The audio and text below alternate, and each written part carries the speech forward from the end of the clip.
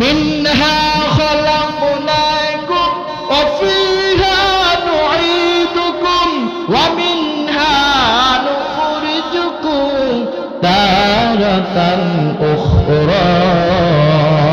আমার আল্লাহ তাআলা জানায় দেন রে গোলাম, আমি আল্লাহ তাআলা তোমাদেরকে মাটি দিয়ে সৃষ্টি করে দিয়েছি বান্দা, মনে রাখবা। আবার এই মাটির গর্তের মধ্যে তোমাদেরকে রেখে দেব। এ বান্দা, আপনি আমি দুনিয়ার মধ্যে কেউ বাঁচতে পারবো না, আপনি আমি দুনিয়ার মধ্যে কেউ টিকতে পারবো না। আমার আল্লাহ তাআলা বলেন, এই দুনিয়াটা আমি বান্দা তোদের জন্য একটা পরীক্ষার হলের মতো বানায় দিলাম। এ যুবক, ভালো করে কথাগুলো শুনো। আমার আল্লাহ তাআলা বলেন, এই পরীক্ষার হলের মধ্যে, এই দুনিয়ার মধ্যে যারা আমার কাছে পাস করতে পারবে, আমি আল্লাহ তাআলা শুধু তাদেরকে আমি আমার জান্নাতের মধ্যে দিয়ে দেব। চিল্লায় বলেন না সুবহানাল্লাহ, আরো জোরে জোরে বলেন না সুবহানাল্লাহ। আমার আল্লাহ তাআলা জানায় দেন রে গোলাম, এই দুনিয়ার মধ্যে বাহাদুরি আর কয়দিন করবার যুবক, আপনাকে আমাকে মৃত্যুর স্বাদ একদিন গ্রহণ করতে হবে। এই দুনিয়ার মধ্যে কিন্তু আপনি আমি কেউ বাঁচতে পারবো না। কুল্লু নাফসিন যায়িকাতুল মাউত, এই মাউত নামে মৃত্যুটা কিন্তু আপনাকে আমাকে একদিন গ্রাস করে ফেলবে। এই মৃত্যু না জানি কার পিছনে ঘোরাঘুরি করতেছে। এই বাজান একবার চিন্তা করে দেখো, গতকালকে আমাদের এই পীরগঞ্জে বাস স্ট্যান্ডে এমন একটা জায়গার মধ্যে 3টা মোটরসাইকেল এমন ভয়াবহ ভাবে অ্যাক্সিডেন্ট হয়ে গেছে, কয়েকটা যুবক সাথে সাথে মারা গেছে। বান্দা একবার চিন্তা করে দেখো, ওই যুবকগুলো যদি জানতো আজকে আমি মোটরসাইকেল নিয়ে যদি এই পাশে যাই, তাহলে বুঝি আজকে আবার দুনিয়ার মধ্যে চিরবিদায় হয়ে যাবে। আজকে বুঝি আজকে আমার সারা জীবনের জন্য চোখগুলো বন্ধ হয়ে যাবে। আজকে আমি যদি এই জায়গার মধ্যে যাই, আমি বিবাহ শাদী নতুন করলাম, আমার এই বউটাই মনে হয় কোনোদিন আমার কাছে আর স্বামী বলে ডাকবে না, আমি তার কাছে আর সময় দিতে পারবো না। বান্দা একবার চিন্তা করে দেখো, এই যুবকগুলো যদি ভাবতো এগুলো যে ওখানে গেলেই মৃত্যু হবে, তারা কিন্তু কখনো ওই জায়গার মধ্যে যাইতো না। কথা বলেন ঠিক কিনা? মুসলমান ভাইরা আমার, মরণ কার কোন জায়গায় লেখা আছে কেউ বলতে পারবো না। এই জন্য নবীজি বলেন, উম্মত রে, মৃত্যু হওয়ার আগে তোমরা আমার মালিকের কাছে তওবা করে নাও। মৃত্যু হওয়ার আগে তোমরা আমার মালিকের কাছে খাঁটি তওবা করে নাও, তওবা করে নাও।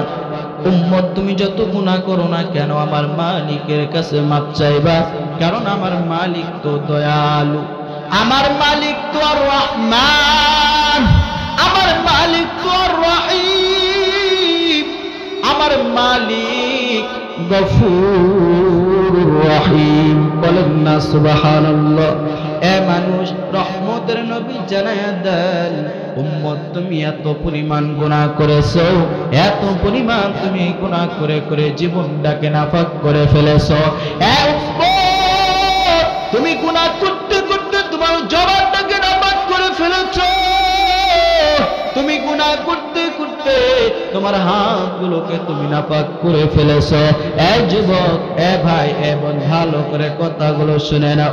রহমতের নবী বলে, তুমি এত পরিমাণ গুনাহ করেছো, এই গুনার খবর যদি তোর মা জানে, তোর মা তোকে সন্তান বলে আর মেনে নিতে পারবে না। এই গুনার খবর যদি তোর স্ত্রী জানে, তোর স্ত্রী তোকে স্বামী বলে আর মেনে নেবে না। এই গুনার খবর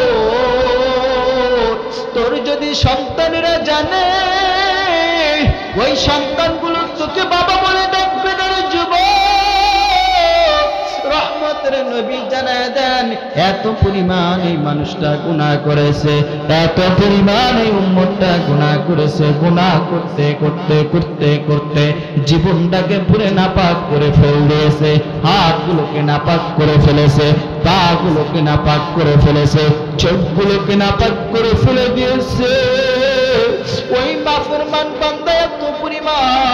আমার মালিকের সাথে এত পরিমাণ মালিকের সাথে অন্যায় করেছে, আমার মালিকের ভয় ওই নাফরমান বান্দার অন্তরের মধ্যে নাই, ওই বান্দাটা যদি আজকে এই মেশটা হাফিজিয়া মাদ্রাসার উদ্যোগে এত সুন্দর একটা দিনের বেলা কোরআনের মাহফিলের আয়োজন করা হয়েছে, যদি কোনো মানুষ এমন একটা নাফরমান বান্দা জীবনে এত পরিমাণ গুনাহ করেছে, ওই গুনাহগার ব্যক্তি যদি এই জান্নাতের বাগানের মধ্যে বসে রাহমাতাল লিল আলামিন জান্নাত উলামায়ে কিরামরা বয়ান করবে, কোরআন থেকে কথা বলবে, হঠাৎ করে যদি তার সিনার মধ্যে কোরআনের কথাগুলো যদি ঢুকে যায়, হঠাৎ করে যদি আমার মালিকের ভয়টা তার অন্তরের মধ্যে ঢুকে যায়, আর সে যদি আমার মালিকের কাছে দুইটা হাত তুলে বলে ও তোর মালিক, ও আল্লাহ, আমি আপনার দরবারে দুটা হাত তুলে ফরিয়াদ জানাই, ও আল্লাহ, আমি আপনার দরবারে দুটা হাত তুলে কামনা করতেছি, ও দয়ার মালিক, আপনি আমাকে কত কিছু দিলেন, আপনি আমার কত সুন্দর ঘুমটা দিয়ে দিলেন, কত সুন্দর আমার খাবারের আপনি ব্যবস্থা করে দিলেন, আপনি সব কিছু আমাকে আপনি ব্যবস্থা করে দিলেন, এরপরও আপনি আমার ঘুম বন্ধ করেন নাই, আমি নামাজ না পড়ার কারণে আপনি আমার খাওয়া বন্ধ করেন নাই, ও দয়ার মালিক, আমি আপনার কাছে দোয়া করতেছি, আপনি আমাকে মাফ করে দেন, আমি ভুল বুঝেছি। আল্লাহ বলেন তাওবাতান নাসুহা, এই তওবা করতে দেরি করবে, আমার আল্লাহ তাআলা জানায় দেন ওই বান্দাকে আমি মাফ করে দিতে দেরি করব না। বলেন না সুবহানাল্লাহ, আর জোরে জোরে বলেন না সুবহানাল্লাহ। এই জন্য আমরা মালিকের কাছে তওবা করব, যত গুনাহ করেছি এই গুনাহের কাছ থেকে পানাহ চাবো, যেন আল্লাহ তাআলা আমাদের জীবনের সব গুনাহগুলি মাফ করে দেয়, বলি আমিন। আল্লাহ রাব্বুল আলামিন আমাদের প্রত্যেককে যে কথাগুলো বললাম এই কথার উপর বুঝে শুনে আমল করার তৌফিক দান করুন, বলি আমিন।